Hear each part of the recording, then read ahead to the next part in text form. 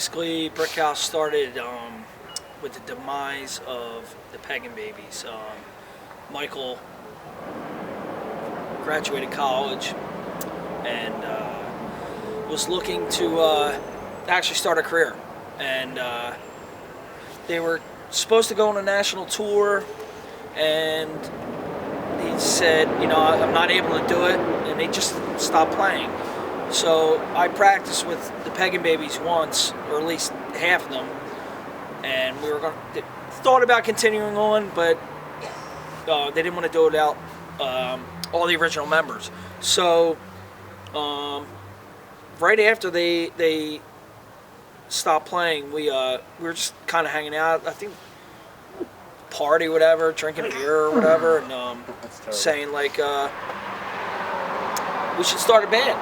I mean, we always talked about it, right, like side projects, but it finally came to fruition. And so the other singer from Brickhouse, Sharon, was in a band called Hinckley's Revenge, and they had just broken up. Pagan Babies just broken up. And since we were all friends anyway and hung out, just decided to play, and we met the drummer of the Uprise, Rob, at a frat party up at Temple. And so we already had 2 guitar players, a bass player, and all we needed was a drummer, and Rob was available. And and it's just like exactly. Brickhouse was born out of the Pagan Babies had broken up, and Paul and Sean, the other singer, and Tweets, who was the bass player, were all they were part of the Pagan Babies crew. They were guys that always traveled with us, and I don't want to say roadie because it was more than that. They were just like part of the. They were always with us. They were always helping us out. And when the Pagan Babies came to its end, we had all these people that wanted to do something and kind of maybe go in a little bit of a different direction than Pagan Babies is going in, and that was really the genesis. And we kind of just picked right up and got going with it. And we had Rob from Uprise, who we knew. We played a bunch of shows at the Uprise with Pagan Babies, so we were friends with them, and they were kind of on a hiatus. So we were just picked up and just started to do something because all the other projects that we were involved in were coming to an end, and we wanted to continue to go and move forward. And that's pretty much how it got started. Our first show was a bunch of local bands, I think American Standard. Billingsgate, who were one of the first bands on Victory. So at the birth of Victory Records, so it's one of the first 5 releases on that label, going back to its genesis. And then we played a handful of shows. We played with Killing Time in Reading at the Silo.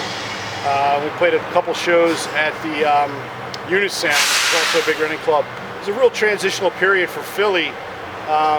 There were things happening, but we just, we were in this, we weren't really as active as we wanted to be. We got together, we did a demo, we played a couple shows, we did a 7-inch, we played a couple of shows, and it was a short-lived project, but we really, just kind of had a short life, but for the time it was going, we were really, intense about it, and it was we played a bunch of shows. It was just a handful of shows. It was tough because there wasn't a whole. By the end of the '80s, there's a lot of violence, all the skinhead shit, and it ruined it, petered out. There was no steady place to play. You'd have a show here, they'd have one show, that would be the end of it. Then it'd be another place, you'd have one show, and that would be the end of it.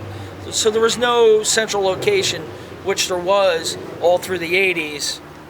Love Hall, CEC Center, Kennel Club, Pizzazz, City Gardens, Long March. Gardens. I mean, there was a million places to play, and they continual. There was a continuum, and there wasn't. And I think it was the beginning of it was a shitty period, man. It's a lot of dumb violence. People go to the shows and start fights, and they weren't really there for the music. It's a shame. We happened to fall in this really strange period between two things. It was like the end of the first wave, and then in between where the second wave was getting organized. So it was kind of like this, void. It was like a year or two before the second wave really picked up, which had a lot of emphasis with the straight edge movement and New York sound, and that really flourished and it was good stuff. But Brickhouse was just existing in this kind of like what's the word I want to use? When you die and you don't go to heaven, purgatory. Purgatory. Hardcore purgatory. So it was just an interesting time. 80, 81, I was only 11, 12, 13 years old during the early years, but I was exposed to it because I would hear them play their cassettes.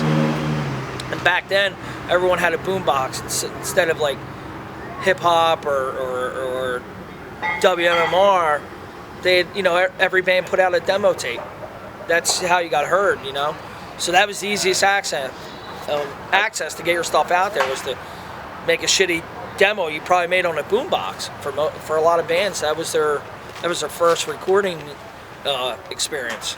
How do you feel about the state of Pennsylvania right now? Do you think for a lot of years, we were kind of lost in the shuffle between D.C., New York, and Boston? Philadelphia always was a launching ground for big shows, but didn't have big bands or nationally known bands, but had great bands. But like every band played here.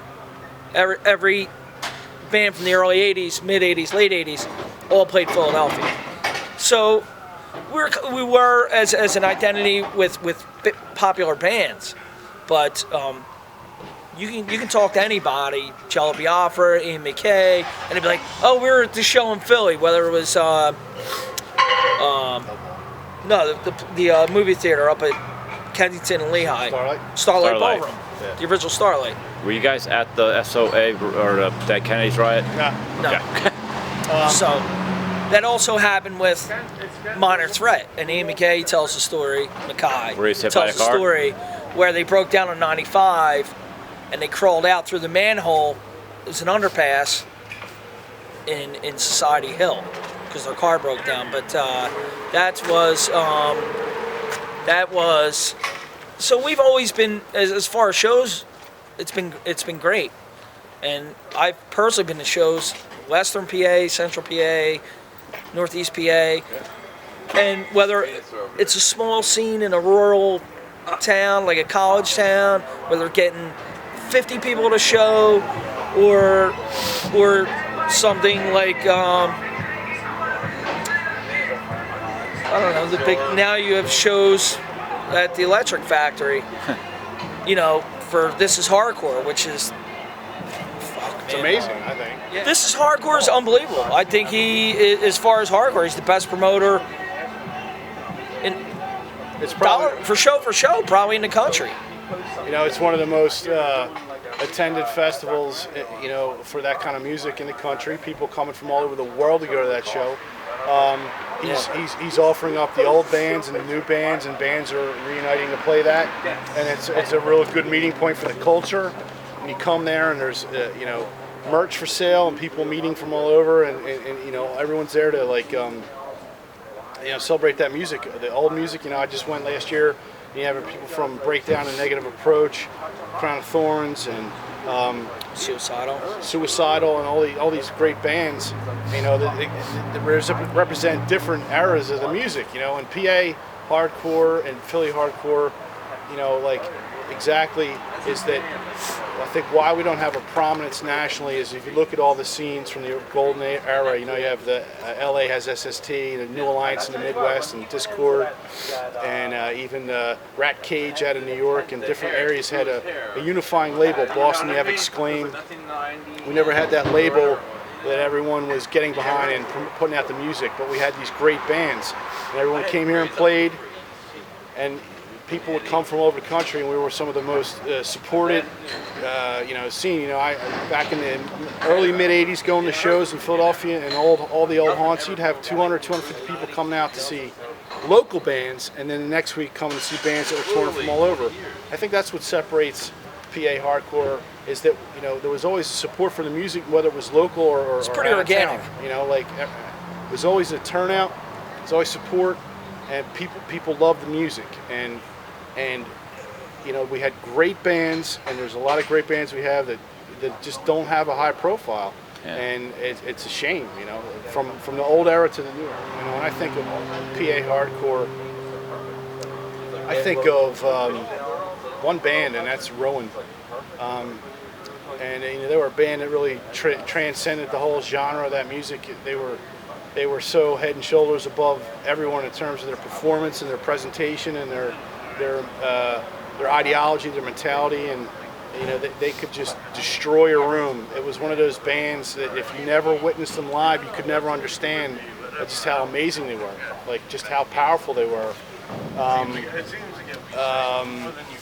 You know, it was just their band, their material has lost nothing since it's been put out. You know, they still stand up as one of the greatest bands I've ever seen, and I hold them in you know, in reverence. I just think they're amazing.